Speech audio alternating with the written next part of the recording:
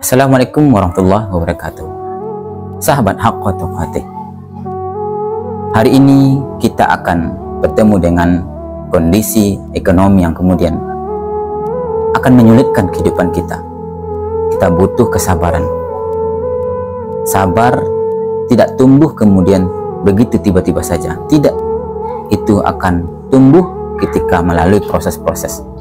Apalagi kesabaran itu kita berharap ujungnya adalah ikhlas menerima ketetapan Allah Subhanahu wa Ta'ala, dan itu tentu butuh proses yang panjang. Tidak mungkin dan mustahil orang yang kemudian dia akan sabar tanpa melalui proses yang panjang. Maka disinilah kemudian kita diharapkan sabar yang benar-benar sabar. Sabar dalam artian kita punya ilmu dalam menangkal hal-hal yang kemudian tiba-tiba saja datang. Bagaimana mungkin orang itu akan mampu bersabar sementara dia tidak tahu bagaimana sikap dia dalam bersabar? Maka dalam hal ini, sabar ini butuh ilmu, dan ilmu ini tidak bisa dapat kecuali dengan belajar. Dan belajar itu tidak mungkin kita dapati kecuali dengan digambleng oleh orang-orang yang terbaik di tengah kita. Maka dalam hal ini, kadangkala ada di antara kita ketika berbicara tentang belajar, mereka berharap mesti belajar dalam pendidikan formal. Ini kesalahan fatal yang harus kita luruskan. Bagaimana mungkin kita belajar Islam hanya menunggu belajar di sekolah, belajar di tempat pendidikan tertentu? Bukankah hari ini banyak tempat belajar yang kemudian bisa menghantarkan kita kepada hidayah-hidayah Allah? Andai saja nanti kita meninggal, kemudian kita tiba-tiba ditanya, kenapa engkau tidak sabar dalam hal ini menyikapi apa yang kami tetapkan oleh Allah SWT?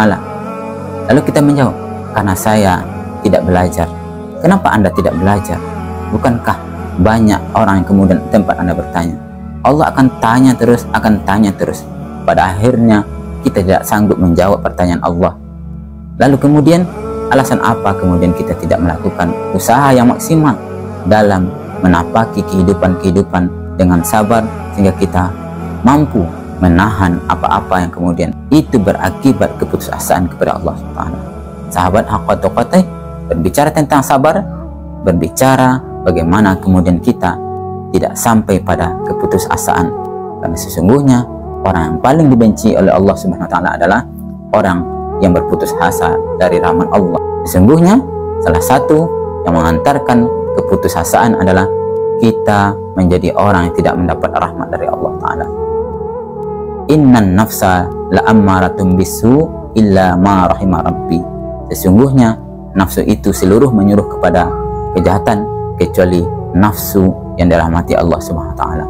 Maka arahkanlah kesabaran kita melalui nafsu yang diharapkan nafsu mendapat rahmat Allah Subhanahu wa Ta'ala.